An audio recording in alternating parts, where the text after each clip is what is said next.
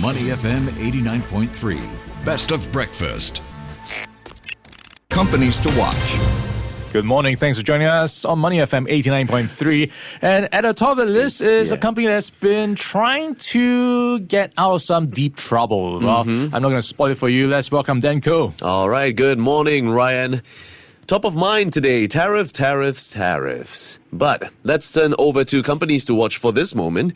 That's a segment where we spotlight and stock you up with ideas of listed companies that will call for your attention. So we're looking at market trends and risks, as well as hidden gems or warning signs to steer clear of.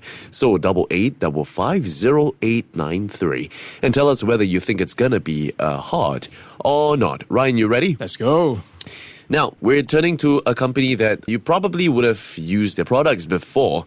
Do you have any of Johnson & Johnson products, Ryan? No, I think a lot of us growing up would have had some form of J&J product like talcum powder. Oh, yes, that's one. What about a Johnson baby powder? That too? That too. The Johnson, I think it's the soap, right? I think they've got soap, they've got the shampoo, they've got lots of stuff. Many stuff to go on. But the reason why we're bringing them up today is because their shares had fallen more than 5% on Tuesday after a U.S. bankruptcy judge rejected its $10 billion proposal to end tens of thousands of lawsuits alleging that its baby powder and other talc products cause ovarian cancer.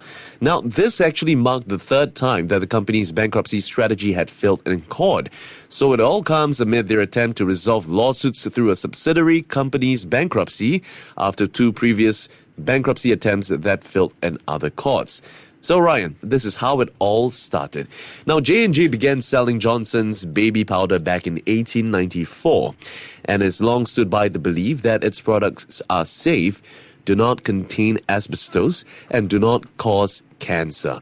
But that doesn't seem like the case for many out there because J&J faces lawsuits from over 60,000 claimants alleging that its baby powder as well as other talc products contain that chemical and caused ovarian cancer. Now, they have since stopped selling talc-based baby powder in the US in 2020 and switched to using cornstarch product instead. So, to deal with the tens of thousands of claims against it, J&J had shifted its talc-related liabilities to a subsidiary, like I've mentioned earlier, and they filed for Chapter 11 to move the lawsuits to bankruptcy court in hopes of resolving the lawsuits. The first bankruptcy gambit began in 2021 when it offloaded its talc liabilities into a new company, LTL Management, and immediately placed that company into bankruptcy. What would you think of this move by Johnson & Johnson? Quite sneaky. So essentially, you're trying to ring fence your damage. Yeah. So you offload all your bad news, the bad mojo, the lawsuits and all into another unit, another company, so-called, and then let them deal with it. And that company is trying to go bankrupt and file for bankruptcy at least. Yeah. So that's something that could help revive the good parts of the business, at least it's not dragged down by it. So, well, if I was a business, I would probably do the same thing. Yeah, it does really seem like they're running away from their responsibilities to some, especially the opposition group. But then we turn over to 2023.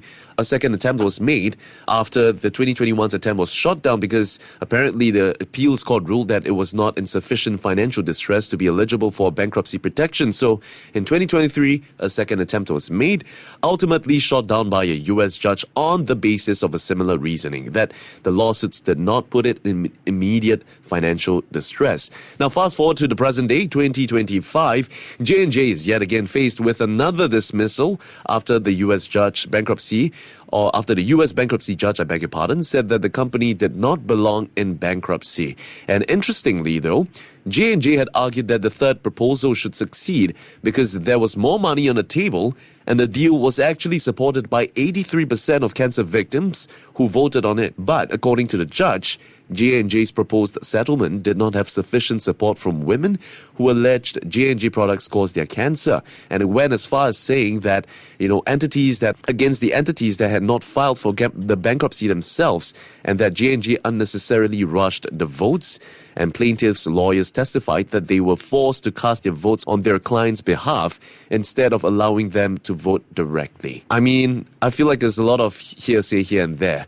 What do you make of this point now, Ryan? Yeah, it's been dragging for years. I hope everyone gets some closure, especially those who have been affected.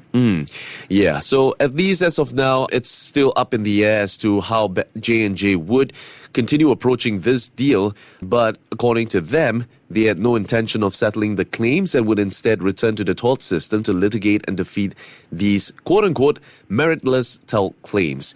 Opponents of the deal, including attorneys for some cancer victims and a company bankruptcy watchdog, have argued that, having spent the past couple of years trying to convince the public that somehow a company worth $500 billion is bankrupt is nothing more than a bad faith maneuver to avoid full accountability.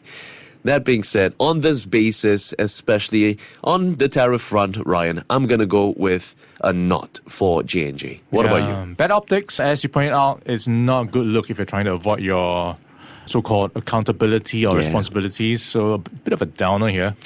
One of your mistakes, I guess. Well, as of the my apologies, is as of the 3rd of March, or 3rd of April, we've got, consensus rating from TipRanks, Yahoo, and Barron's, giving a relatively mixed rating here. TipRanks is giving it buy, Yahoo is calling for hold, and Barron's is calling for a buy.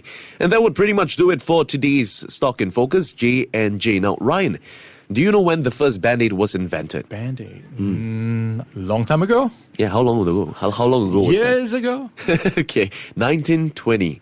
That's by a Johnson & Johnson cotton buyer called Earl Dixon in Highland Park, New Jersey, for his wife Josephine, who frequently cut and burned herself while cooking. So he created a prototype that allowed her to dress her wounds without assistance by using some of the sticky tape and a bit of his cloth. That's a nice story. Yeah.